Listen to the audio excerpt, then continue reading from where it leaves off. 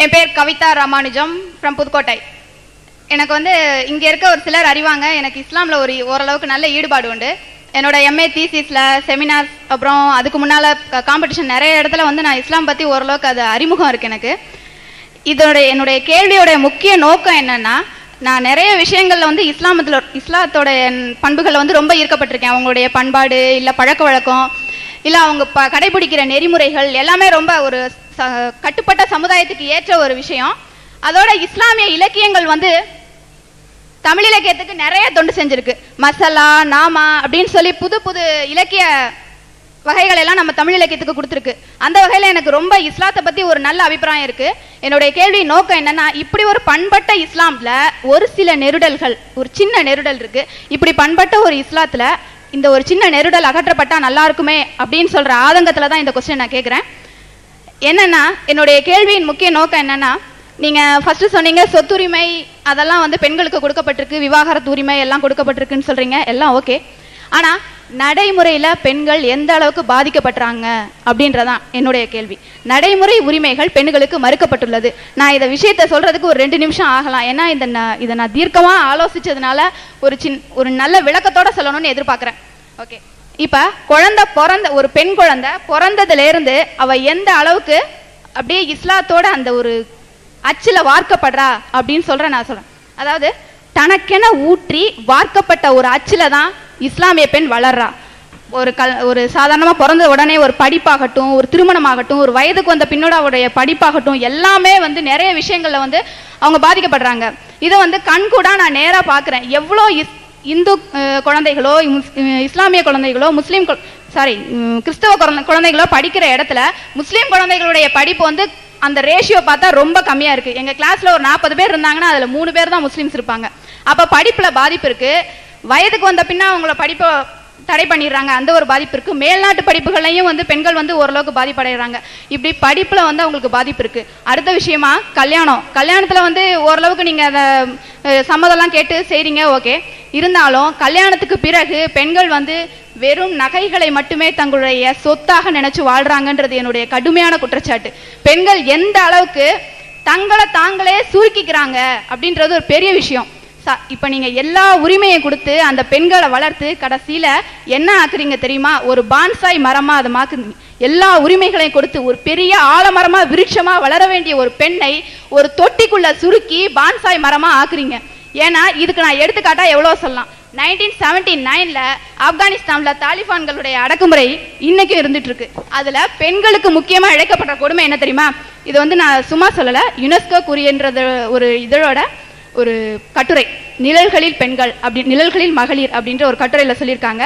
1979 ஆப்கானிஸ்தானில் பெண்களை வந்து ரொம்ப கொடுமைக்கு உள்ளாக்கியிருக்காங்க.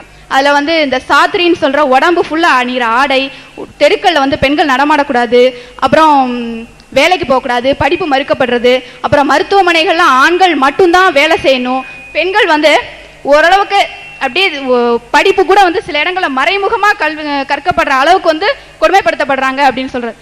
அடுத்தது கடந்த மே மாதம் ஐநா ஒப்பந்தத்தின்படி தாதியர்களை அனுப்பிச்சிருக்காங்க அங்கே ஆப்கானிஸ்தானுக்கு.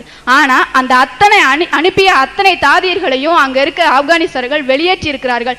அப்போ இந்த அளவுக்கு வந்து பெண்களை வந்து அடக்கி நான் முதல்ல சொன்ன மாதிரி ஒரு பான்சாய் மரமா அவங்களுடைய திறமைகளை அப்படியே சுருக்கிக்கிறாங்க. இது ஏன்னா ஆரம்பத்திலிருந்தே அவங்க ஒரு கால அச்சில் ஊற்றி வார்க்கப்பட்ட ஒரு மரபு தான் அவங்களுக்கு. இதுதான் அச்சு, இந்த அச்சு மூலமா தான் நீ வெளியில வரணும், வேற எந்த ஒரு எக்ஸ்ட்ரா குவாலிட்டிஸும் உனக்கு இருக்கக்கூடாது அப்படிங்கிற ஒரு அடக்குமுறையை நான் வன்மையா கண்டிக்கிறேன். அடுத்து, பெண்களுடைய அறிவை ஆராதிக்கவில்லை, நம்மை பற்றிய ஒரு மதிப்பை வந்து அடுத்தவங்களுக்கு வெளியிடுறதே நம்மளுடைய தோற்றம் தான். இப்போ நான் சாதாரணமாக நீட்டாக ட்ரெஸ் பண்ணிட்டு வந்திருக்கேன்னு சொல்றது ஒரு நல்ல ஒரு மதிப்பை நமக்கு தருது. ஆனால் எவ்வளோ நீட்டாக ட்ரெஸ் பண்ணாலும் அந்த ஒரு ஆடையை போட்டு மறைச்சிடுறது அது ஒரு நெருடலான விஷயம் தான், அது சில அத்துமீறல் தான். இருந்தாலும் அந்த ஒரு விஷயத்தை நீங்கள் வந்து எனக்கு விளக்கி ஆகணும். அடுத்ததா, கல்வியும் உத்தியோகமும் எவ்வளோதான் ஒரு பொண்ணுகிட்ட வளர்ந்தாலும் அவளுடைய சுய மதிப்பு நிமிரவில்லை என்பது ஒரு கடுமையான குற்றச்சாட்டு. இப்ப நான் எடுத்துக்காட்டா சொல்லலாம், இங்க மேல இருக்க எத்தனை பெண்கள் படிச்சு வேலை வாங்கி எவ்வளவோ சுய மதிப்புல எவ்வளவு நல்ல நம்பிக்கையோட எவ்வளோ பெரிய ஆளா இருந்திருப்பாங்க. ஆனாலும் அவங்களுக்குன்னு தனி இடம் கொடுத்து இப்படி பாக்குறது நல்லாவா இருக்கு? இப்படி பாக்குற நல்லாவா இருக்கு? சாதாரணமா இந்த கேர்ள்ஸ் பாருங்க, இடையில உட்காந்துருக்க கேர்ள்ஸ் பாருங்க எவ்வளவு ஃப்ரீயா உட்காந்துருக்காங்க. ஆனா இந்த ஒரு அடக்குமுறை ஏன்? அதான் என்னோட கொஸ்டின். அடுத்து வந்து நான் கடைசியா ஒரு வேண்டுகோள் வச்சுக்கிறேன். பெண்களை பெண்களாக பாருங்கள், மைக்ரோஸ்கோப் வச்சு பார்க்காதீங்க. அவ்வளவுதான். தேங்க்யூ. சகோதரி என்ன பேர் சொன்னாங்க? கவிதா ராமானுஜம் அவர்கள். அதாவது 4 in 1, ஒன்றுக்குள்ள 4 கேள்வியை திணிச்சு ஒரு கேள்வி இருக்கிற பேரில் 4 கட்டு விட்டாங்க. இருந்தாலும் எல்லாமே ஒரு கேள்வி தான், ஒரு கேள்வியை எடுத்துக்கிறோம். அதாவது பெண்கள் வந்து ஒரு அச்சில் வார்க்கப்பட்டு வளர்க்கப்படுறாங்க அப்படிங்கிறாங்க. இது வந்து ஒரு குறுகிய பார்வை. பெண்கள் அப்படித்தான் வளர்க்கப்படுறாங்க, ஆண்களும் அவர்களுக்குன்னு ஒரு அச்சில் தான் வார்க்கப்படுறாங்க, இந்துக்களும் அவர்களுக்குன்னு ஒரு அச்சில் தான் வார்க்கப்படுறாங்க, கிறிஸ்தவர்களும் அவர்களுக்குன்னு ஒரு அச்சில் தான் வார்க்கப்படுறாங்க. நீங்கள் விரும்புகிற மாதிரி அந்த அச்சு இல்லைன்னு வேண்டா சொல்லலாமே தவிர, எல்லாருமே உங்கள் குடும்பத்தில் கொஞ்சம் மாடனாக சிந்திக்கிறவங்க இருந்தால் நீங்கள் மாடனாக வார்க்கப்படுவீங்க. அப்படித்தான் வார்க்கப்படுறாங்களே, விதிவிலக்கா 1-2 அவங்களாக வருவாங்க. எல்லாம் வார்ப்பு தான். எல்லாருமே ஒரு வார்ப்பின் அடிப்படையில் தான் எல்லாரும் உருவாக்கப்படுறாங்க. அதை விட்டுருவோம். அந்த வார்ப்பு சரியா தவறானு தான் ஆய்வு பண்ணணும். ஒரு வார்ப்பில் வடித்தெடுக்கப்படுறதை பற்றி நம்ம சிந்தனைக்கு போக வேண்டியது இல்லை. அந்த வார்ப்புகள் நல்லது தானா, அந்த வார்ப்பு சரியா என்பதை தான் பார்க்கணும். அதனால் அந்த ஆர்குமெண்ட் எங்கேயும் பண்ண வேணாம். சரி, அடுத்தது படிப்புக்கு சொன்னாங்க. படிப்பை பற்றி சொன்னாங்க. 40 பேர் இருந்தாங்கன்னா 2-3 பேர் தான் படிப்பாங்க, அவங்களும் ஒழுங்காக படிக்கிறது இல்லை, சரியாக படிப்பு ஏறுறது இல்லைன்னு சொல்லி முஸ்லீம் பெண்களை பற்றி சொன்னாங்க. இதுக்கு ஒரு விஷயம், ஒரு பெரிய வரலாறே இருக்குதுங்க. அவங்களுக்கு அந்த வரலாறு தெரிஞ்சிருக்க வாய்ப்பில்லை.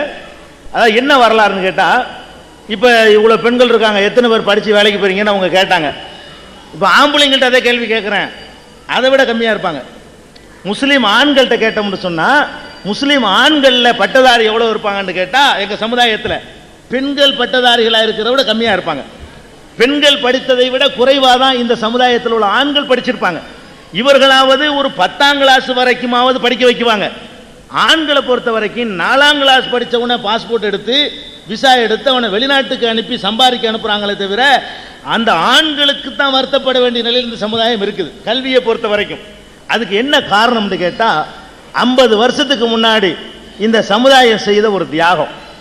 50 வருஷத்துக்கு பின்ன அதுக்கு பெரிய வரலாற்று பின்னணி இருக்குது. ஏன் படிக்கலை? எல்லா சமுதாயமும் நல்லா படிச்சிருக்கும் பொழுது அவங்க பெண்ணாக இருக்கிறதுனால பெண்கள் மட்டும் உங்களுக்கு தெரிகிறாங்க, வேற ஒன்றும் இல்லை. ஆண்களாக இருக்கிறவங்களுக்கு நீங்கள் உங்களோட படிக்கிற ஆண்களை எடுத்து பாருங்க, அவர்களும் இந்த பெண்கள் மாதிரி தான் மந்தமாக இருந்திருப்பாங்க. உங்கள் கூட படித்த ஆண் சகாக்கள் இருப்பார்களே, ஆனால் அவர்கள் உங்களை விட கம்மியான எண்ணிக்கையெல்லாம் படிக்க வந்திருப்பாங்க. படிப்புலையும் உங்களை எல்லாம் விட கம்மியான ரேஞ்சில் இருந்திருப்பாங்க பெரும்பாலான முஸ்லீம் குடும்பங்களில். அதுக்கு என்ன காரணம்னு கேட்டால், நம்ம நாட்டை வெள்ளையர்கள் ஆட்சி புரிந்த அந்த காலத்தில் அவர்களை விரட்டுவதற்காக பலவிதமான முயற்சிகள் மேற்கொள்ளப்பட்டுச்சு, பலவிதமான போராட்டங்கள், சாத்வீக முறையில் போராட்டங்கள் நடந்துச்சு. ஆயுதம் தாங்கி நேதாஜி சுபாஷ் சந்திர போஸ் மாதிரியான தலைமையில் தேசிய இராணுவம் அமைத்து அவங்க போராடினாங்க. முஸ்லீம்கள் என்ன பண்ணிட்டோன்னு கேட்டால், இந்த போராட்டத்தில் கொஞ்சம் எக்ஸ்ட்ரீமாக போயிட்டாங்க. என்ன போயிட்டாங்கன்னு கேட்டால், முஸ்லீம் அறிஞர்கள், அன்றைக்கு இந்த மார்க் அறிஞர்கள், எங்கள் சமுதாயத்தினுடைய தலைவர்கள் எல்லாம் வெள்ளைக்காரனை விரட்டணும்னு சொன்னால் அவனை நீங்கள் வெறுக்கணும். எந்த அளவுக்கு வெறுக்கணும்னு சொன்னால், உங்களுடைய படிப்புகளையும் நீங்கள் வெறுங்க. வெள்ளைக்காரன் தான் படிப்பு பள்ளிக்கூடம் தான் நடத்துகிறான். அதனால ஆங்கிலம் படிக்கிறது ஹராம், ஆங்கிலேயர்கள் மாதிரி கிராப் வெட்டுறது ஹராம், ஆங்கிலேயர் ஹராம்னா கூடாது, பாவம்னு அர்த்தம். ஆங்கிலேயர்கள் மாதிரி பேண்ட் போடுறது கூடாது அப்படின்னு சொல்லி ஆங்கிலேயர்களை 100க்கு 100 வெறுத்தா தான் இவன் போராடுவானாம், களத்தில் இறங்குவானாம், அப்பதான் விரட்ட முடியுமா அப்படின்னு திங்க் பண்ண எங்க சமுதாய தலைவர்கள் எங்களை இன்னைக்கு 50 வருஷத்துக்கு பின்னாடி நிப்பாட்டிட்டு போயிருக்கிறாங்க. அன்றைக்கு படித்து கொண்டிருந்தவர்கள்லாம் காலேஜ் விட்டு வெளியே வந்தாங்க. உங்களுக்கெல்லாம் தெரியும், காகிதம் இல்லத்துன்னு சொல்லி இஸ்மாயில் சாஹிப் இந்தியன் யூனியன் முஸ்லீம் லீக் உடைய தலைவராக இருந்து இறந்து போனவர் இஸ்மாயில் சாஹிப், காகிதம் இல்லத்துன்னு சொல்லுவாங்க. அவர் வந்து பாளையங்கோட்டையில் படிச்சுட்டு இருக்கிறாரு. இந்த ஒரு உத்தரவு போட்ட உடனே படிப்பு போட்டு ஒடியாந்துடுறாரு, பாதியில் எடுத்துட்டு வந்துடுறாரு. அதாவது மற்றவர்கள் எல்லாம் வெள்ளையர்களை எதிர்ப்பதற்காக வேண்டி படிப்பு தியாகம் நினைக்கல. நாங்க என்ன பண்ணிவிட்டோம்னு கேட்டா, எங்க சமுதாயத்தில் உள்ள பெரியவர்கள் காட்டின வழி, வெள்ளைக்காரனை விரட்டணும்னா அவனை வெறுக்கணும், 100% வெறுக்கணும்னு சொல்லி படிக்காதேண்டாங்க. படிக்காதேண்ட உடனே அந்த 50க்கு முந்தைய இந்த கடைசி காலகட்டங்களில் படிக்கலை. எங்க அப்பம் படிச்சிருந்தா தானே என்னை படிக்க வைப்பாரு, என் பாட்டம் படிச்சா தானே என்னை படிக்க வைப்பாரு. அவரே படிக்கல. படிக்காத ஒரு சமுதாயமாக கிட்டத்தட்ட பல ஆண்டுகள் அவங்க பின்தங்க கல்லூரிக்கு போகல. அப்படி படிக்கப்படாத ஒரு சமுதாயம் உருவாகும் பொழுது நாடு விடுதலை அடையுது. வெள்ளைக்காரன் காலத்தில் முஸ்லீம்களுக்கு என்று சொல்லி இடஒதுக்கீடு கொடுத்திருந்தான். கல்வியில, வேலை வாய்ப்புல ரிசர்வேஷன் 14% கொடுத்திருந்தான் வெள்ளைக்காரன். சுதந்திரம் அடைஞ்ச உடனே அதையும் எடுத்துட்டாங்க. அதாவது அவன் கொடுத்திருக்கிற காலத்தில் நாங்கள் படிக்க மாட்டோம். வெள்ளைக்காரன் எங்களை கூப்பிட்டான், நீங்க படிங்க, 100க்கு 14 உங்களுக்கு இருக்குது, 100 மெடிக்கல் சீட்டா 14 உங்களுக்கு தர்றேன், 100 என்ஜினியர் சீட்டா 14 உங்களுக்கு தரேன்னு கூப்பிட்டான் வெள்ளைக்காரன். 14% முஸ்லீம்களுக்கு ஒதுக்கி தரும் பொழுது நாங்க அடிமை இந்தியாவில் படிக்க விரும்பல, உன்னுடைய கல்வி முறையை நாங்க படிக்க விரும்பல அப்படின்னு சொல்லி அவன் மெக்கால கல்வி இன்னைக்கு தான் படிச்சுட்டு இருக்கிறோம். அவன் கல்வி திட்டம் தான். அந்த மெக்கால கல்வி திட்டத்தில் நாங்க படிக்க விரும்பல என்று சொல்லி உன்னை விரட்டி விட்டு தான் படிப்போம்னாங்க. அந்த போராட்டம் நடக்கிற காலம் வரைக்கும் எங்க சமுதாயத்தினுடைய தலைவர்கள் இந்த சமுதாயத்தை படிக்க விடாம ஆக்கி பாவம்னு சொல்லி தேசத்துக்காக, தேசபக்திக்காக செஞ்சாங்க. சுதந்திர இந்தியாவில் முத வேலை என்ன? வெள்ளைக்காரன் கொடுத்த ரிசர்வேஷன் எடுத்துட்டாங்க. இந்த 14 கொடுத்தா பாருங்க, 1/2% கூட இல்லடான்ட்டான் சுதந்திர இந்தியாவில். அப்ப எங்களுக்கு வந்து இந்த போட்டி போட்டு நீங்க சொல்றீங்க படிக்க வைக்க சொல்லி 10ஆம் கிளாஸ் வரைக்கும் படிக்க வச்சிருவோம். காலேஜுக்கு போவையில் பணம் கேட்கறானே எங்கள்கிட்ட இல்லையா, எங்களுக்கு கோட்டா கிடையாது. எல்லாரும் கோட்டா இருக்கு. இன்னைக்கு நாங்க இவ்வளவு செலவழிச்சு படிச்சுட்டு காலேஜ் வரைக்கும் போறதுக்கு என்ஜினியரிங் காலேஜ் 5 லட்ச ரூபா காப்பா, எங்கள்கிட்ட இல்லையே. 10 லட்ச ரூபாய் இல்லை. எங்களுக்குன்னு ஒரு கோட்டா இருந்தா வசதி இல்லாட்டாலும் படிக்க வைப்போமே. வசதி இல்லாட்டாலும் அப்ப தகப்பம் படிச்சு இருந்தா தான் வீட்டுக்குள்ளேயும் அவன் எஜுகேட் பண்ணுவான், உள்ள நடக்கிற பாடத்தை சொல்லி கொடுப்பான், அவன் படிச்சுட்டு வருவான். எங்க அம்மாவும் படிச்சிருக்காரு, எங்க அப்பாவும் படிச்சிருக்க மாட்டார். என்ன பண்ணுவாரு? போய் கடைக்கு புளி வாங்கிட்டு வாம்பாரு. என்னைய ஹோம் ஒர்க்கும் போடா புளி வாங்கிட்டு வாடா. அவருக்கு என்ன தெரியும் படிப்பை பத்தி? எங்க அம்மாவும் படிக்கல, எங்க அப்பாவும் படிக்கல. நானே 4ஆம் கிளாஸ், 4ஆம் கிளாஸுக்கு மேல படிக்க வைக்கல. 5ஆம் கிளாஸுக்கு மேல போட சம்பாதிக்கப்படான்ட்டாங்க. அப்ப இந்த மாதிரி தான் எங்க சமுதாயம் இருக்குது. அப்ப படிக்காத ஒரு சமுதாயமா இருக்கிறதுனால தான் ஆம்பளையும் படிக்கல பொம்பளையும் படிக்கலையே தவிர, நீங்க பெண்களோட பழகிட்டு நம்ம பொம்பளை மட்டும் படிக்காத நீங்க நினைச்சிட்டு இருக்கிறீங்க. நாங்க இந்த ஆம்பளை எல்லாம் படிக்காம இப்படி போறாங்க இல்ல, வெளிநாட்டுல போய் கல்யாணம் பண்ணி 15 நாள் அரபு நாட்டுக்கு ஓடுறான். 15 நாளுங்க அந்த இளமையை பாழாக்கிட்டு 5 வருஷம் கழிச்சு வர்றான். சிங்கப்பூருக்கு போறான், மலேசியாவுக்கு போறான், சிலோனுக்கு போறான். வெளிநாட்டில் போய் லேபரா போய் இந்த வேலை பார்க்குறவன்லாம் யாருன்னா எங்க சமுதாயத்துக்காரன். ஏன் படிக்கல, லேபரா தான் போறான். வேற வேற சமுதாயத்து மக்களும் போறாங்க அரபு நாட்டுக்கு, எஜமானர்களா போறாங்க, என்ஜினியரா போறாங்க, அவங்க வந்து ஒரு நிர்வாகிகளா போறாங்க, மேனேஜரா போறாங்க. இவன் எடுபடி விலைக்கு போறான். இதுதான் இன்னைக்கு உள்ள யதார்த்தமான நிலைமை. படிப்புல பின்தங்கி இருப்பதற்கு வந்து தூக்கி விடணும். பின்தங்கி இருக்கிற ஒரு சமுதாயத்தை தூக்கி விட்டா தான் சமுதாயத்துக்கு ரிசர்வேஷன் கொடுக்கிறதுக்கு நீங்க எல்லாம் குரல் எழுப்பணும். சும்மா ஆதங்கப்பட்டா பத்தாது. ரிசர்வேஷன் கொடுத்து வசதி இல்லாத மார்க்கில் கொஞ்சம் கம்மியாக தான் வாங்குவான். படித்த ஒரு குடும்பத்தில் வரக்கூடியவனு படிக்காத குடும்பத்தில் வரக்கூடியவனு ஒரே மாதிரி மார்க் எடுக்க இயலாது. அப்பன் அம்மா மாமா மச்சான் மருமோ அம்பிட்டு பேர் ட்ரைனிங் கொடுப்பான் ஒரு பிள்ளைக்கு. அவன் மார்க் கூட வாங்குவான். என் வீட்டு பிள்ளைக்கு நான் கொடுக்க முடியுமா? எனக்கு என்னென்ன தெரியாது. என் பொண்டாடிக்கு தெரியுமா? தெரியாது. அவன் கொஞ்சம் கம்மியாக தான் வாங்குவான். அவன் கொஞ்சம் சலுகை பண்ணி கொஞ்சம் தூக்கி விட்டு அப்படியெல்லாம் சில வேலைகள் பண்ணணும். வேற வேற சமுதாயங்களுக்கெல்லாம் பண்ணின அரசாங்கங்கள் அரசியல் கட்சிகள் எங்கள் சமுதாயத்துக்கு பண்ணலை. 50 வருஷம் நாங்கள் இப்போ வளர்றோம். தேசபக்திங்கிற அடிப்படையில் கூட கிறுக்குத்தனம் பண்ணக்கூடாது. இன்னைக்கு நாங்கள் வழங்குறோம். அன்னைக்கு தேசபக்திங்கிற அடிப்படையில் எங்கள் அப்பம்பாட்டம் செஞ்ச பைத்தியக்காரத்தனத்துக்காக வேண்டி 50 வருஷம் நாங்கள் பின்தங்கி போய் நிற்கிறோம். இது எங்கள் ஆம்பளைக்கும் உள்ள நிலைமை, பொம்பளைக்கும் உள்ள நிலைமை. நீங்கள் பெண்களுக்கு கவலைப்படுறீங்க, நான் டோட்டல் சமுதாயத்துக்கு கவலைப்படுறோம். அவ்வளோதான் இல்லை விஷயம் படிப்பை பொறுத்த வரைக்கும். அடுத்தது என்ன? அந்த வேலை வெட்டிக்கு போகிறது, அடங்கி கிடக்கிறது, ஒரு ட்ரெஸ்ஸை போட்டுட்டு இருக்கிறது, இந்த மாதிரியான சம்பவங்கள் எல்லாம் நீங்கள் சொல்லி காட்டினீங்க. ஒரு விஷயத்தை விளங்கிக்கிறணும். நீங்கள் இன்றைக்கு சின்ன வயசில் நீங்கள் இருக்கிறீங்க, உங்களுக்கு இது விளங்காது. யாரெல்லாம் இந்த வேலை வெட்டிக்கு போகிறாங்களோ, ஒரு நிர்பந்தத்தை நீங்கள் போங்க. வேலைக்கு போகிறவர்கள் வந்து 2 சுமையை சுமக்கக்கூடிய நிலை தான் ஏற்படுது. வேலைக்கு போய் அனுபவப்பட்ட பெண்கள்லாம் நீங்கள் இன்டர்வியூ எடுங்க, 100 பொம்பளைட்டு எடுங்க. அதையும் நான் தான் வேலைக்கு போகிறதுனால அந்த அடுப்பாங்கிற சுதந்திரம் எனக்கு கிடைக்கல, வேலைக்கு போகிறதுனால பிள்ளைக்கு பால் கொடுக்குற சுதந்திரத்தை எனக்கு விடுதலை கிடைக்கல, வேலைக்கு போகிறதுனால வீட்டை பராமரிக்கிற சுதந்திரம் எனக்கு கிடைக்கல. வேலைக்கும் போய்கிட்டு இதை சேர்த்து செய்கிற எக்ஸ்ட்ரா சுமையை தான் அவங்க சுமக்கிறாங்களே தவிர, நீங்கள் வெளியேருந்து நீங்கள் பார்க்குறீங்க.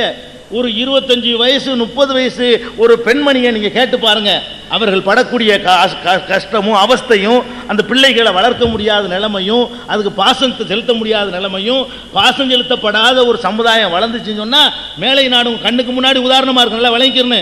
நெருக்கடிக்கு போங்க. இன்னும் சொல்ல போனால் ஒருத்தர் தான் வேலைக்கு போகணும். ஏன்னா நீ வந்து மனுஷன், மிருகம் கிடையாது. உனக்குன்னு புள்ள குட்டிகளை பெற்றுட்டேன்னா வளர்க்கணும். ஒன்று பொம்பளை வேலைக்கு போனால் ஆம்பளை போவாது. ஆம்பளை போனா பொம்பளை போவாத. இவன் பெத்து போடுவானா, யாரோ வளர்ப்பாங்களா, 2 பேரும் வேலைக்கு பயத்துக்கு மாட்டிட்டு போனா என்ன அர்த்தம்? வேலை இல்லை திண்டறதுக்கு அதான் காரணம். ஒரு குடும்பத்தில் 2 பேருக்கு வேலை, ஒரு குடும்பத்தில் வேலையே இல்லை. ஒரு குடும்பத்தில் இவனு வேலை அவளுக்கு வேலை, இன்னொரு குடும்பத்தில் 2 பேரும் உட்காந்துட்டு இருக்கிறான். அப்போ என்ன செய்யணும்? ஏதாவது ஒரு முடிவுக்கு வரணும். ஒரு ஆள் வேலை பார்த்தா தான் நாட்டில் வேலை இல்லா திண்டாட்டம் குறையும். ஆம்பளையும் பொம்பளையும் சேர்ந்துக்கிட்டு வேலைக்கு போனீங்கன்னு சொன்னால் இன்றைக்கு படித்த ஆண்களுக்கு வேலை இல்லை. ஒன்று செய்யுங்க, ஒரு குடும்பத்தில் பொம்பளை வேலைக்கு போனால் ஆம்பளை போகக்கூடாது, ஆம்பளை போனால் பொம்பளை வேலைக்கு போகக்கூடாது. அப்போ அந்த பிள்ளைகளை பராமரிக்க முடியும். பிள்ளைகளை அன்பு செலுத்தணும்ல. மேலை நாடுகள் என்ன ஆச்சு? ஹிப்பி எப்படி உண்டானா? 2 பேர் வேலைக்கு போயிடுவான், பிள்ளைய வளர்க்குறதுக்கு தனியாக ஒரு இடம் இருக்கும் கூலிக்கு, அங்கே கொண்டு பிள்ளைய விட வேண்டியது. அதுக்கு சோறு கிடைக்கும், புட்டிப்பால் கிடைக்கும், பாசம் கிடைக்காது, அன்பு கிடைக்காது. தருதலையா வளர்ந்து ஹரே ராமா ஹரே கிருஷ்ணாண்டு குளிச்சு 6 மாதம், நகவெட்டி 3 மாதம், வாய் இருக்கிற இடம் தெரியாது, மீசை மறைச்சிருக்கும், இப்படியே பேய் பிடிச்ச மாதிரி அலையக்கூடிய ஒரு ஜெனரேஷன் மேலை நாடுகளில் உண்டாகிட்டு இருக்கு. அதனால் நமக்குன்னு ஒரு பொறுப்புகள் இருக்குது. பொறுப்பு என்பது நம்ம பெத்தெடுத்த புள்ள குட்டிகள்லாம் நம்முடைய பொறுப்பில் வரக்கூடியவங்க. அதை ஒரு பங்கு வச்சுக்கிறீங்க. நீ வேலைக்கு போங்க, அவர் போனால் நீங்கள் போகாதீங்க, நீங்கள் போனால் அவர் போகாதீங்க, பங்கு வைங்க. அப்போ அந்த குழந்தைகளை பராமரிக்கிற பொறுப்புகளை எல்லாம் தவிர்த்துட்டு என்ன நடக்குதுங்கிற காட்சிகளை நீங்கள் பார்க்குறீங்க, அதையும் நீங்கள் மறந்துடக்கூடாது. அதே மாதிரி இந்த படிப்புகளை இன்னும் சொல்கிறீங்க, ஆப்கானிஸ்தானில் போய் நீங்கள் சம்பவத்துக்கு உதாரணம் காட்டுறீங்க. ஆப்கானிஸ்தானை பற்றி சொல்லக்கூடிய 90% பொய்கள். உலகம் பூரா எதிராக பிரச்சாரம் பண்ணிட்டு இருக்கான். ஆப்கானுக்குன்னு ஒரு வெப்சைட் இருக்குது, அதில் போய் நீங்கள் எடுத்து பாருங்கள். அவர்கள் கொடுத்துருக்கிற அந்த உரிமைகள், அங்கே உள்ள காட்சிகள், ஃபோட்டோ எவிடன்ஸோட அவன் தந்துக்கிட்டு இருக்கிறான். அதை விட்டுருங்க, நம்ம ஆப்கானுக்கு பேச வரல. நம்ம நாட்டில் கண்ணுக்கு முன்னாடி என்ன நடந்து கொண்டிருக்கிறது? நீங்க ஆப்கானுக்கு போறீங்க, நேற்று பேப்பர்ல என்ன போட்டிருக்கிறான்? 2 ஆசிரியர், ஒரு மாணவி நல்ல அழகா இருக்கிறா, மாணவியை கூட்டிட்டு போய் 10,000 பேர் படிக்கக்கூடிய ஒரு ஸ்கூல்ல 2 ஆசிரியர்கள் சேர்ந்து ஒரு மாணவியை கற்பழிக்க போய் அது பெரிய பிரச்சனையாகி அந்த பொம்பளை கதறிக்கிட்டு ஊரே திரண்டு போய் நிற்கக்கூடிய நிலைமை. அப்ப இஸ்லாம் என்ன சொல்லுதுன்னு கேட்டா, படிக்க சொல்லுது. என்ன பெரிய அதிகாரில இது இல்லைங்க, பெரிய அதிகாரி கில்லு, பஞ்சாப் டிஜிபியா இருந்தார் கில்லுங்கிறவர்.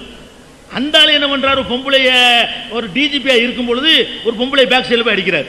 டிஜிபியா இருக்கும்போது அது பெரிய கேஸா போய் அந்த பஜாஜ் அந்த பொம்பளை பேரு, அந்த பொம்பளை பெரிய கேஸா, ஐஏஎஸ் ஆபீசர், அந்த பொம்பளை ஒரு ஐஏஎஸ் ஆபீசருக்கு இந்த கேதி.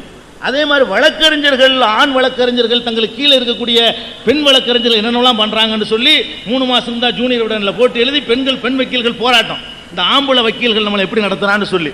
அப்ப இஸ்லாம் என்ன பண்ணுதுன்னு கேட்டா, படிங்க, வேலைக்கு போங்க, ஆனால் ஆணும் பெண்ணும் கலந்திருக்கக்கூடிய ஒரு சூழ்நிலையை உண்டாக்கினால் ஆபத்து பெண்களுக்கு தான். 1-2 பேர் நீங்க தைரியமா ஃபேஸ் பண்ணக்கூடியவங்க இருப்பீங்க. பெரும்பாலானவர்கள் கண்டிப்பா அதுல பாதிக்கப்படுறாங்க. இன்னைக்கு காலையில் நியூஸ் இன்னைக்கு பார்க்குறேன், ஒரு நியூஸ்ல சொல்றாங்க, இப்ப கலப்பு திருமணங்கள் தான் அதிகமாயிடுச்சு, அதுல மாணவிகள் தான் அதிகமாக, மாணவிகள் தான் கலப்பு திருமணம் பண்றாங்கன்னு சொல்லிட்டு ஒரு புள்ளி விவரம் இன்னைக்கு நியூஸ்ல, எல்லா நியூஸ்லயும் வந்து நீங்க பார்த்துருப்பீங்க. அதுல கடலூர் மாவட்டத்தை உதாரணம் காட்டி சன் நியூஸ் தொலைக்காட்சியில் அதை சொல்றாங்க. அதுல சொல்லிவிட்டு அந்த பதிவு திருமண அதிகாரி ஒரு பொம்பளை தான், அந்த அம்மா பேட்டி கொடுக்குது. இந்த மாதிரி நடக்கிற திருமணங்கள்ல பெரும்பாலும் பெண்கள் ஏமாற்றப்பட்டுறாங்க, தற்கொலை நடக்குது, விவாகரத்து நடக்குது, அதையும் நாங்கள் கவனத்தில் கொள்ள வேண்டிய அதிகமாக நடக்குது, இப்படி நடக்குதுங்கிறாங்க. அப்போ இந்த பெண்களை என்ன பண்ணுறான்னு கேட்டால், ஆம்புல எல்லா நேரத்திலையுமே பொம்பளைன்னு தான் பார்க்குறான். மதகுருவாக இருக்கலாம், மதகுருவும் பொம்பளைன்னு தான் பார்க்குறான். பள்ளி படித்து கொடுக்குற ஆசிரியராக இருக்கிறான், அவனுக்கு பொம்பளைங்கிறது மட்டும்தான் தெரியுது. அதே மாதிரி ஒரு டாக்டராக இருக்கிறான், நோயாளின்னு தெரிய மாட்டேங்குது. அவள் பொம்பளைன்னு ஆம்பளை. அப்போ ஆண்களை பொறுத்த வரைக்கும் இந்த வக்கிர உணர்வு உள்ளுக்குள்ளே புகஞ்சிக்கிட்டே அவனுக்கு இருக்குது. ஆண்களை பற்றி உங்களுக்கு தெரியாது, ஆண்களா எங்களுக்கு தான் தெரியும், உங்கள்கிட்ட நடிச்சுட்டு போயிடலாம். ஆண்களை பற்றி பாம்பின்கால் பாம்பறியும்பாங்க. ஒரு சூழ்நிலை சந்தர்ப்பம் கிடைக்கலன்றதுனால தான் சும்மா இருக்கானே தவிர, ஒரு தனிமை கிடைச்சிச்சின்னு சொன்னால் இவன் ஆம்புலங்கிறத காட்டியே தீருவான். 10 பேர் இருக்கிறாங்களே, 4 பேர் இருக்கிறாங்களே, பார்த்துருவாங்களே, அதுக்குள்ள வாய்ப்பு கிடைக்கலையே, அதுகள் தான் ஒரு ஆம்பளையை தடுத்து நிறுத்தே தவிர, பொண்டாட்டியோட அப்படி ரதி மாதிரி மனைவியோட போயிட்டு இருப்பாங்க. வர்ற பொம்பளையெல்லாம் பார்க்குறானா இல்லையா? இல்லைன்னு நீங்கள் சொல்லுங்க பார்ப்போம். இவனுடைய குணம் எப்படி இருக்கு பார்க்குறான். பொண்டாட்டி திரும்ப இப்படி ஒரு சைடு அடிச்சுட்டு தான் போகிறான். பொம்பளை இப்படி பண்ண மாட்டேங்கிறான். யதார்த்தத்தை நீங்கள் பேசணும். புருஷனோட போயிட்டு இருக்கிறான். இவன் ஒருத்தன் தான் அழகான மனைவியோட இருந்தால் குரங்கு மாதிரி எதுக்கு வந்தாலும் அதை பார்க்காதவன் இருக்கிறானா?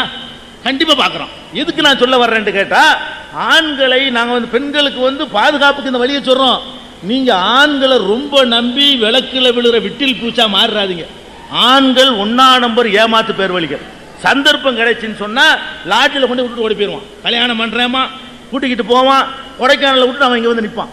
நீ அங்க உளுந்து மலையில வந்து தற்கொலை பண்ண வேண்டியதான். மாற்றக்கூடிய நேரத்தில் ஆசிரியர் அப்படித்தான் இருக்கிறான், சாமியார்கள் அப்படித்தான் உள்ள கம்பி பண்ணிட்டு இருக்கிறாங்க. சாமியாரை நம்ப முடியல, ஆசிரியர் நம்ப முடியல, அதிகாரிகள் நம்ப முடியல, போலீஸை நம்ப முடியல, மந்திரிகளை நம்ப முடியல. எல்லாம் அந்த சேர்ந்து படிக்க மாணவர்கள் கோழிக்கோடு பல்கலைக்கழகத்தில் ஒரு ஆய்வு பண்றாங்க. ஆய்வு பண்ணுனா 140% பெண்கள் வந்து திருமணத்துக்கு முன்னாடியே பாலியல் பலாத்காரத்துக்கு ஆளாயிருக்கிறாங்க. எப்படி ஆளானீங்கன்னு கேட்டா 3 வழியில் ஆளாகிறாங்களாம். ஒன்று வந்து கூட படிக்கிற சக மாணவர்களால், இன்னொன்று வந்து சக ஆசிரியர் படித்து தரக்கூடிய ஆசிரியர்களால், 3வது வந்து அவர்களை கொண்டு வந்து விட்டுட்டு போகக்கூடிய டிரைவர்கள் அல்லது அக்கம் பக்கத்தில் உள்ள உறவினர்கள் மூலமாக என்று அந்த புள்ளி விவரத்தில் பெண்களை மனமிட்டு சொல்லி இருக்கிறாங்க என்பதையும் நம்ம செய்தித்தாள்களில் பார்க்குறோம். எதுக்கு இதை சொல்ல வர்றோம்? ஆண்களும் பெண்களும் கலந்து ஒன்று இருந்து ஒரு நேரம் இல்லாட்டி ஒரு நேரம் தனிமை கிடைத்தால் ஆம்புலேண்டு ஒவ்வொரு கட்டத்திலையும் காட்டுறான், வேணுண்டு செய்யறது இல்லை. அப்படித்தான் இயற்கையில் படைக்கப்பட்டிருக்கு. இவன் வந்து அப்படித்தான் இருக்கிறான். இதை வந்து நீங்க என்னதான் சொன்னாலும் சரி அதை வந்து மாத்திக்கிற முடியல. இஸ்லாம் என்ன சொல்லுதுன்னா படிங்க. படிப்புக்கு இன்னும் சொல்றேன் கேளுங்களேன். இப்போ ஒரு ஆய்வு பண்ணியிருக்கிறாங்க. இப்போ லேட்டஸ்டா மாணவர்கள் பூரா மார்க்கில் டல் அடிக்கிறான், மாணவிகள் பூரா எல்லாம் ஃபர்ஸ்ட் மார்க் வருதுவோ. முதல் 3 இடத்துல ஆம்பளை வந்திருக்கானா? 10ஆம் கிளாஸ்ல அல்லது +2 பரீட்சையில் மாநில அளவில் நடத்தப்படுத முதல் 3 இடங்கள்ல ஆம்பளை வந்து எத்தனை வருஷம் இருக்கும்? இந்த வருஷம் இல்லை, போன வருஷம் இல்லை, அதுக்கு முந்தின வருஷம் இல்லை, அதுக்கு முந்தி இல்லை, எல்லாமே பொம்பளைகளாக தான் வருதுவோ. என்ன காரணம்? அதுவோ படிக்குதுவோ. இவன் வந்து அது போல பார்த்துக்கிட்டு இருக்கிறான், வேற ஒன்றும் பண்ணலை. இவன் படிக்கேன்னு போய் வேற அறிவா குறைய, மூளை கம்மியா ஆம்பளைக்கு? அதெல்லாம் கிடையாது. ஆம்பளைக்கு கம்மியும் கிடையாது, பொம்பளைக்கு கூடவும் கிடையாது. மூளையை பொறுத்தவரைக்கும் எல்லாம் கரெக்டாக தான் இருக்கிறாங்க. இவன் படிக்க போறேங்கிற பேரில் இவன் இப்படி உட்காந்து இப்படி பார்த்துட்டே இருப்பான். அதே தான் இருப்பான். அழகான ஒரு பொம்பளை இருந்தால் போதும், அவ்வளோதான், முட்டை வாங்கிடுவான், கோழி முட்டை வாங்கிடுவான். அப்போ இந்த மாதிரி போகிறது பாருங்களேன். அடல்ட்ஸ் ஒன்லி சினிமா போடுறான், மாணவர்கள்லாம் அவங்க பிஞ்சில் பழுத்தவங்க 15 வயசுக்காரெல்லாம் நிற்கிறான். அடல்ட்ஸ் ஒன்லின்னு போட்டு பொம்பளை கூப்பிடுறானா? பொம்பளை போக மாட்டான். அப்போ இந்த மாதிரியான இஸ்லாம் என்ன சொல்றதுன்னா, கல்வி கற்க வந்து தடையும் இல்லை. ஆணு தனியாகவும் பெண்ணு தனியாகவும் கற்றால் அதில் என்ன கல்விக்கு இடைஞ்சல் வந்துடும்? இன்னும் கொஞ்சம் மேலே வந்துட்டு போறானே. ஆணு தனியாகவும் பெண்ணு தனியாகவும் கற்றால் கல்வியில வந்து என்ன ஒரு இடைஞ்சல் வந்துடும்? ஒன்று வராது. இதை விளங்கிக்கணும். இதனால இஸ்லாம் வந்து இது ஒன்னத்தாம இருக்குது. நல்லா படிங்க. சவுதி அரேபியாவில் கல்விக்கூடங்கள் இல்லையா? ஆண்களுக்கு தனி கல்விக்கூடங்கள் இருக்கு, பெண்களுக்கு தனி கல்விக்கூடங்கள் இருக்கு. அவ பேசுற இங்கிலீஷுக்கு முன்னா நம்மளாம் பேச முடியல. சவுதி அரேபியாவில் அப்படி போடுறா, போட்டு தள்ளுறா, பிறந்து கட்டுறா. பொம்பளை படிக்கிறா, இல்லைன்னு சொல்லல, நல்லா படிங்க. ஆணும் பெண்ணும் சேர்ந்து இருக்கக்கூடிய தனிமைகளை உருவாக்காதீங்க, தவிர்த்துருங்க. ஒரு நேரம் இல்லாட்டி ஒரு நேரம் இப்படி ஏற்படும். 2 விளைவு ஏற்படும். ஒன்று, இவன் ஏதாவது பண்ணிடுவான். 2வது, பொம்பளை இந்த மாதிரி ஒரு ஆண் மேல பழி சுமத்துனா உடனே உலகம் ஏத்துக்கிறோம். அவன் நல்லவனா கூட இருப்பான், இவளுக்கு அவன் அடங்கி இருக்க மாட்டான், இணங்கி இருக்க மாட்டான். என்னைய கையை பிடிச்சினா கத்த வேண்டியதான். அம்புட்டு பேரும் சேர்ந்து ஏன் எதுக்குன்னு விசாரிக்க மாட்டான், போட்டு தள்ளிடுவான். தப்பு இவன் மேல கூட இருக்கலாம். 2ல ஒரு விளைவு இன்னைக்கு நடந்து கொண்டிருப்பதை கண்ணு முன்னாடி நம்ம பார்க்கிறோம். இதை நீங்க விளங்கிக்கிறணும். அதனால கல்வியில வந்து தனி பள்ளிக்கூடங்கள் இருக்கிற வரைக்கும் முஸ்லீம்கள் நாங்கள் படிக்க வைக்குவோம். படிக்க வைங்க, நீங்களும் படிக்க வைங்க.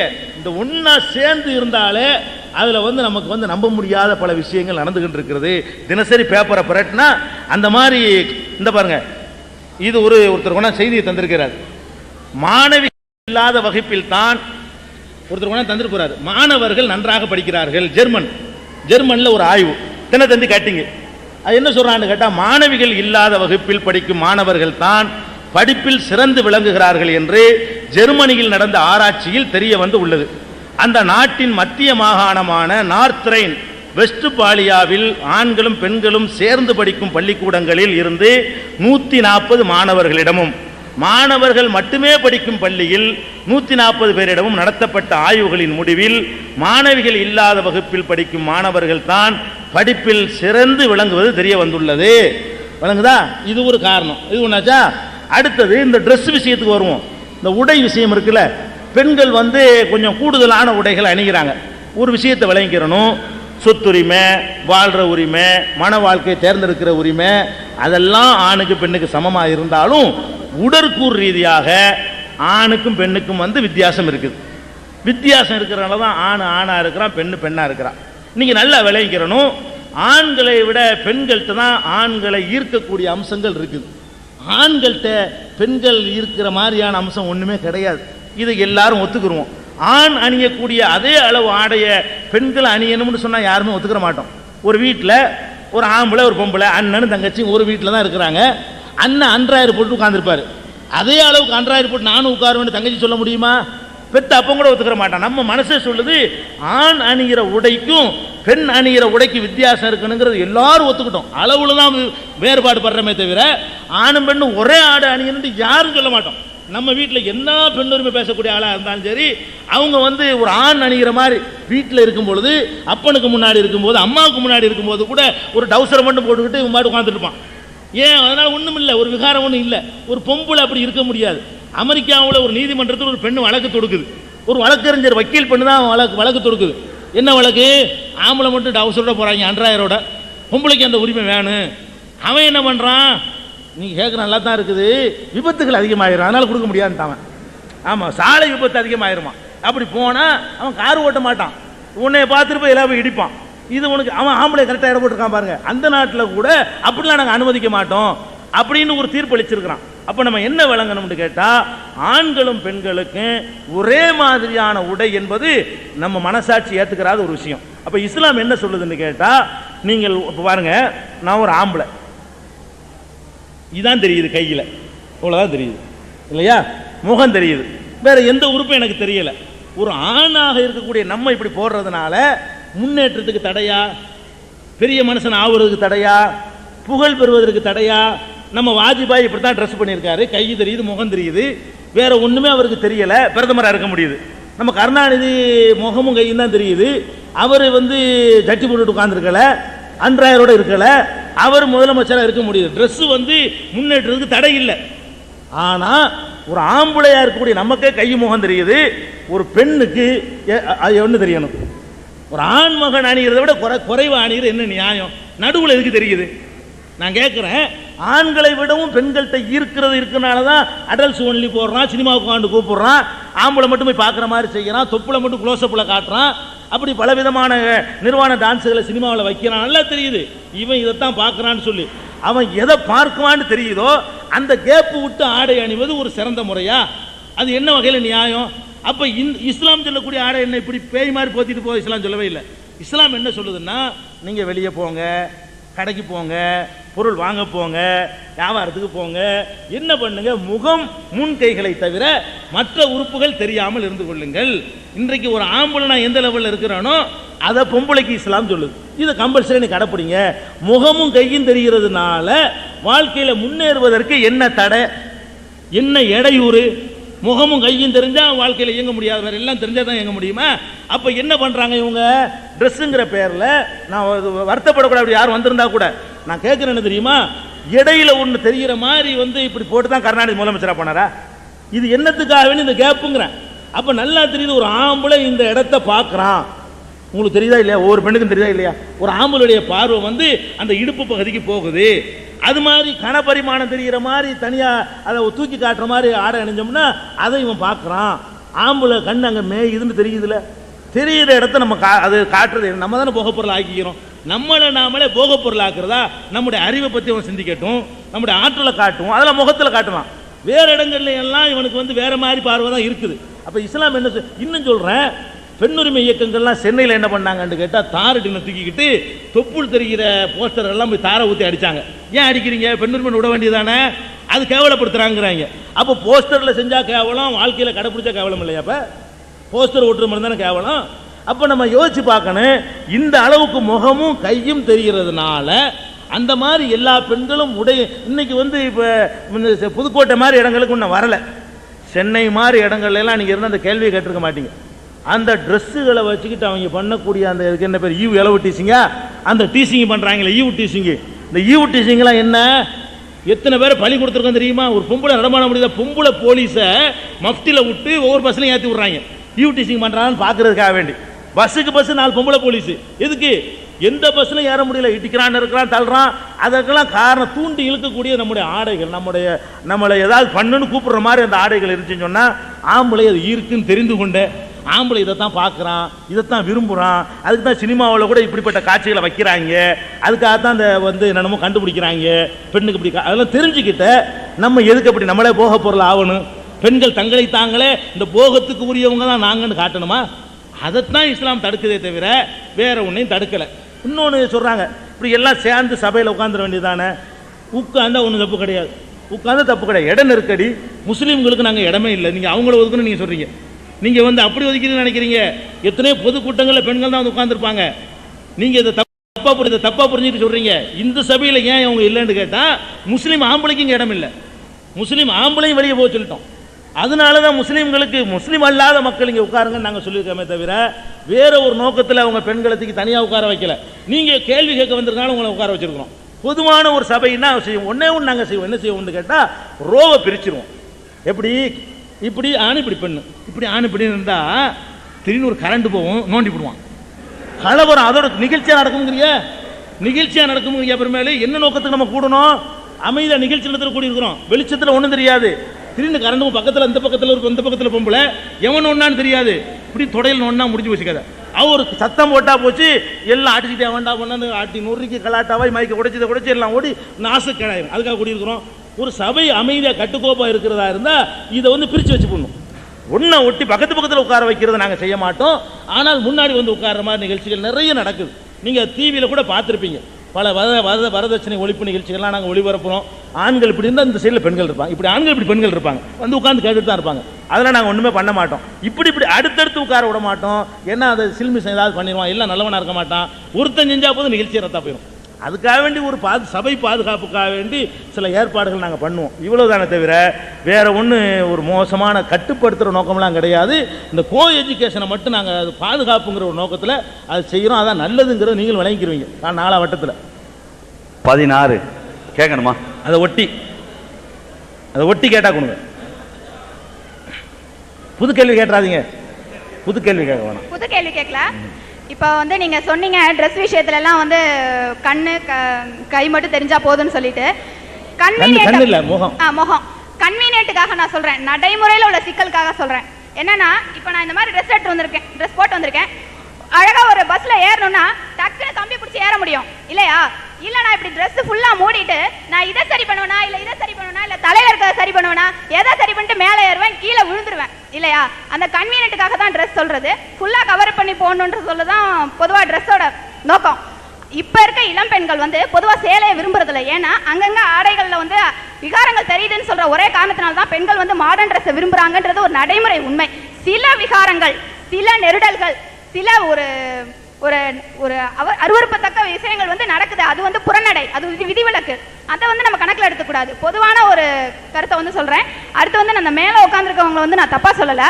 எத்தனை பேர் வந்து படிக்கலன்னு சொல்லி நான் சத்தியமா கேட்கல. எத்தனை பேர் படிச்சிருக்காங்க, எத்தனை பேர் வேலைக்கு போயிருக்காங்க, ஆனாலும் அவங்கள்ட்ட சுயமதிப்பு நிமிரவில்லை என்பதுதான் என்னுடைய கொஸ்டின். ஓகே. இன்னொன்று, இப்போ 10ஆம் வகுப்புல எல்லாம் பெண்கள் வந்து அதிகமா மதிப்பு வாங்குறாங்க. எந்த 3 இடத்துல வந்து பெண்கள் தான் அதிகமா வாங்குறாங்க, ஆண்கள் வாங்குறாங்களான்னு சொல்லி நீங்க கேட்ட கொஸ்டின் கரெக்ட். ஆனா இந்த மனப்பாடம் பண்ற கொஸ்டின்ஸ்ல பெண்கள் தான் அதிகமா வாங்குறாங்கன்றது ஒரு நிதர்சனமான உண்மை. இன்டலெக்சுவல் எக்ஸாம்ஸ்ல MBA அந்த மாதிரி MBBSல போன தடவை, BEல போன தடவை யார் ஃபர்ஸ்ட் 3 ரேங்க்ஸ் வாங்குறாங்கன்னா பசங்க தான். இதை வந்து ஒரு பெண்ணா இருந்து நான் வந்து ஒரு கேவலமா சொல்லல, இது வந்து ஒரு பெரிய மதிப்புக்குரிய விஷயம் தான். பெண்கள் வந்து ஒரு மனப்பாடம் செய்யறதுல தான் வாங்கிக்கிறாங்களே தவிர மற்றபடி இன்டலெக்சுவல் எக்ஸாம்ஸ்ல அவங்க வாங்குறது இல்லைன்றது ஒரு உண்மை. அடுத்தது, இப்போ நீங்கள் வந்து பாதுகாப்பு கொடுக்கணும் அப்படின்னு சொல்லி சொன்னீங்க. எந்த ஒரு விஷயத்தை நம்ம ப்ரொடெக்ஷன் அதிகமாக கொடுக்குறோமா அந்த விஷயத்தை தான் நம்ம தாண்டி பார்க்கணுன்றது ஒரு மனித மனதின் ஒரு இயல்பான உண்மை. எது வந்து கையை நான் இப்போ மூடி வச்சிட்டு இருக்க வரைக்கும் இதுக்குள்ள என்ன இருக்குன்னு சொல்லி ஆவல் இருக்கும். இதை நான் எப்போ திறந்து காட்டிட்டேன்னா எப்போ வந்து நம்ம எதை ப்ரொடெக்ஷன் ரொம்ப கொடுக்குறோமா அந்த விஷயத்தை தாண்டணும், அந்த எல்லையை மீறணும் அப்படின்னு சொல்றதான் ஒரு மனித இயல்பு. அதுவும் இளப்பெண்கள், அதாவது இளைய வயசு உடையவங்களுக்கு வந்து ரொம்ப அதிகமான ஒரு தாட்ஸ் வந்து என்னன்னா அதை மீறணும், அதை கண்டிக்கணும். நீங்களே சொன்னீங்க பீடி குடிக்க கூடாதான்னு சாதாரணமாக சொன்னா ஒத்துப்பான். அவனே அடிச்சு சொன்னா வச்சுக்கோங்க, நாளைக்கு நம்ம மேலே ஊதிட்டு போயிடுவான். அந்த விஷயத்தை தான் நான் இதுக்கும் உதாரணம் காட்டணும்னு நினைப்பேன். ஓகே, நீங்க சொன்ன இன்னொரு விஷயம் எனக்கு பிடிச்சிருந்துச்சு. இந்த மாதிரி சபையில வந்து அநாகரிகமா நடக்கிறது தவிர்க்க தான் நாங்கள் வந்து தனித்தனியாக உட்கார வச்சிருக்கோம் அப்படின்னு சொல்றது அது ஓகே.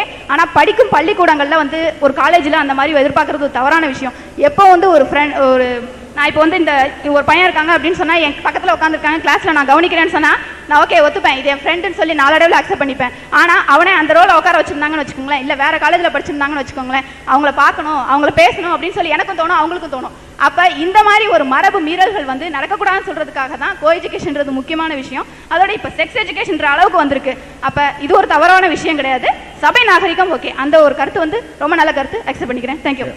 அதாவது இந்த மூடி வைக்கிறதுனால தான் ஆர்வம் வருதுன்னு சொன்னால், அப்போ இந்த வாதத்தில் நீங்கள் உண்மையாளர்களாக இருந்தால் இப்போ ட்ரெஸ்ஸை குறைக்க போகிறீங்களா? எவ்வளோ குறைக்கிறீங்களோ அவ்வளோ அவனு நான் கேட்குறேன். இல்லை அப்படி இல்லை, இந்த வாதத்தில் உண்மையாளர்களாக இருக்கணும். நம்ம என்ன செய்யணும்னா அதுக்கு ஒரு லிமிட் வச்சுருக்கணும். எல்லாத்துக்குமே மூடி வைக்கிறதுனால பண்ணுறாங்கன்னா இப்போ அறவை இல்லாமல் இருந்தால் விட்டுட்டா அது தப்பு குறைஞ்சிரும்னு அர்த்தமா? அப்படி பார்க்கக்கூடாது.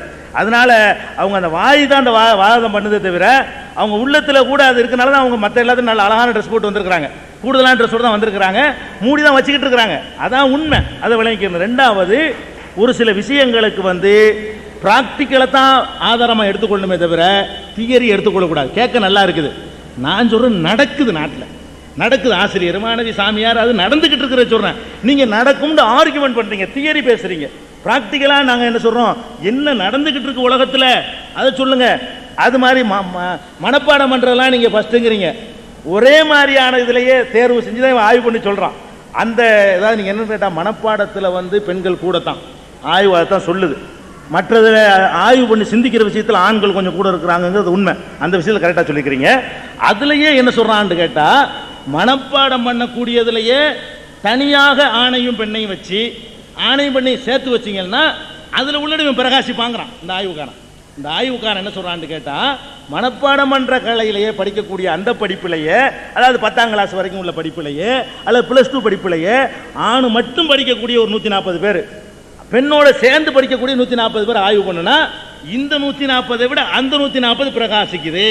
அவனை திசை திருப்புற அம்சம் இருக்குதுங்கிறனால உள்ள விஷயம். அது நீங்கள் விளங்கிக்கிறேன்னு, வேற ஒன்றும் இல்லை. அந்த ஆடை கன்வீனியன்ட்டாக இருக்கிறீங்க இல்லை, அதை விளங்கிக்கிறேன்னு. நீங்கள் இஸ்லாமிய ஆடைன்னா ஒரு குறிப்பிட்ட துப்பட்டின்னு விளங்கிட்டு இருக்கிறீங்க கிடையாது. சுடிதாரே ஃபுல் ஹேண்ட் போட்டால் இஸ்லாமிய ஆடை விளங்குதா? அது உங்களுக்கு பைப்பை பிடிக்கிறதுக்கெல்லாம் இடைஞ்சலாம் இருக்காது. இந்த சேலை மாதிரி தான் ஆணிங்கன்னு இஸ்லாம் சொல்லலை. நீங்கள் ஃபுல் ஹேண்ட் ஒரு சுடிதார் போடுங்க, அதுவும் எல்லாம் மறைச்சதுக்கு போகிறதுக்கு பிடிக்கிறதுக்கு எல்லாத்துக்கும் வசதியாக இருக்கு.